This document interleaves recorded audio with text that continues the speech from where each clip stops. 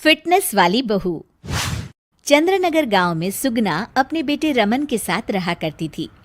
कुछ ही दिनों में उसकी शादी राधा नाम की एक लड़की से हो जाती है। राधा फिटनेस को लेकर बहुत ज्यादा सजग होती है और वो घर के बाकी लोगों को भी दिन भर फिटनेस टिप्स देती रहती है।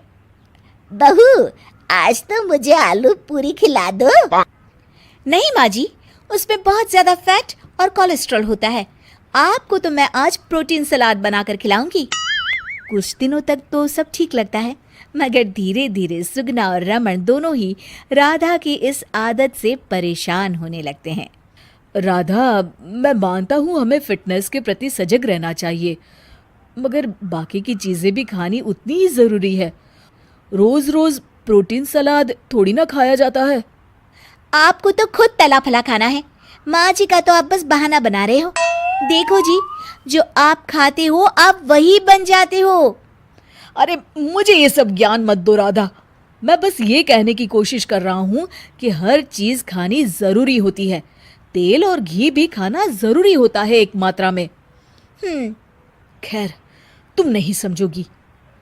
कुछ दिनों बाद तीज आने वाली होती है और सुगना अपने दोस्तों के लिए तीज पार्टी रखती है।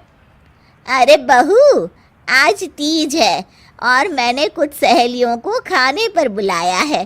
कुछ अच्छा सा उन सब के लिए पकाना। ठीक है माँ जी। शाम को सुगना की सब दोस्त आ जाती हैं।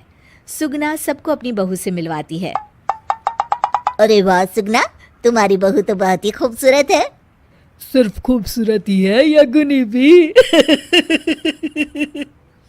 अरे नहीं नहीं, मेरी बहू बहुत ही संस्कारी है। घर का सारा काम भी खुद करती है। थोड़ी देर सब गप्पे मारते रहते हैं। फिर राधा टेबल पर खाना लगा देती है।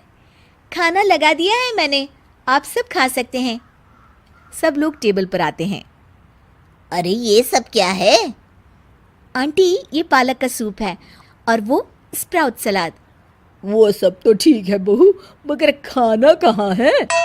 आंटी, यही खाना है, इससे हेल्थ भी बनी रहेगी और आप सबकी उम्र में तो यही खाना ठीक रहता है। हमारी उम्र मतलब? अरे हम कोई बुढ़िया थोड़ी ना हो गई हैं।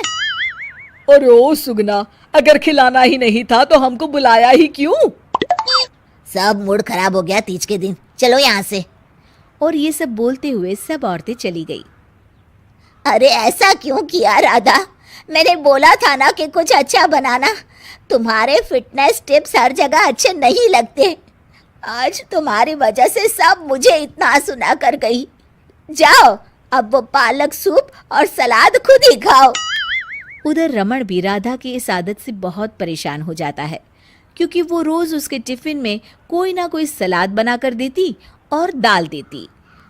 और एक शाम जब रमन ऑफिस से लौटता है तो अचानक गुस्से से आग बबूला हो जाता है। राधा, ओ राधा! आ रही हूँ, चिल्ला क्यों रहे हो?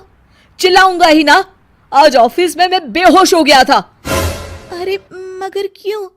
अरे तुम जो फिटनेस के नाम पर रोज ही सलाद और दाल देती हो ना, टिफिन में उससे मेरा पेट नहीं भरता और मुझे वीकनेस की वजह से चक्कर आ गए।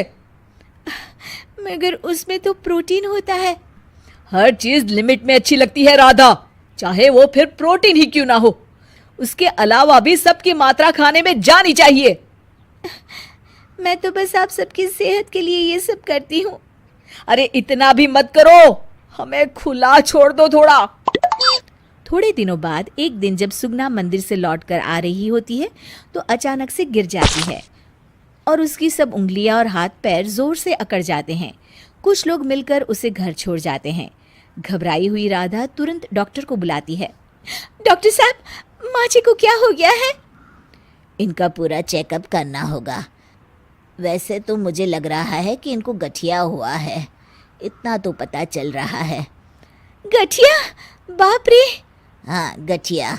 इनके घुटनों और सभी जोड़ों में जो लचक, जो चलने फिरने के लिए ऑयल चाहिए ना, वो अब नहीं है। अरे कैसी बातें कर रहे हैं आप? मैं तो इनकी सेहत का बहुत ख्याल रखती हूँ। रोज प्रोटीन सलाद खिलाती हूँ और सूप भी। मतलब ये बिल्कुल भी ऑयल या घी नहीं खाती? नहीं नहीं। अरे कैसी बातें कर रही हैं आप? खाने में एक मात्रा में घी या ऑयल का होना बहुत ही आवश्यक होता है। अगर वो पेट में नहीं जाएगा तो जोड़ों में जो ग्रीस होता है वो खत्म हो जाता है। ओह, ऐसा क्या डॉक्टर? माँ जी ठीक तो हो जाएंगी ना? हाँ हाँ, हो जाएगी। थोड़ी देर बाद रमन भी ऑफिस से आ जाता है। क्या हुआ माँ? कुछ नहीं बेटा, बस ऐसे ही गिर गई थी। ये सब मेरी गलती की वजह से हो रहा है, मुझे माफ कर दीजिए आप दोनों। राधा रमन को सब कुछ बताती है। I am sorry Raman. अति हर चीज की बुरी होती है राधा, इसलिए मैं तुमको बार बार बोला करता था। तुम्हारी फिटनेस के प्रति जागरूकता अच्छी लगती है, लेकिन शरीर में हर तरह की प्रोटीन जाना भी जरूरी है। जी, आप बिल्कुल सही कह रहे हैं, मुझे माफ़ कर दीजिए। मैं अपने हाई क्लास फ्रेंड के दिखावे और बहकावे में आ गई थी। मैं दोबारा ऐसा कभी नहीं करूँगी और माँ जी का ख्याल डाइट चार्ट के मुताबिक ही रखूँगी। ये हुई ना बात। अब मेरे लिए आज अपने हाथों से देशी घी के गर्मा गर्म आलू के पराठे बना दो, तो ही मैं माफ करूंगा तुम्हें।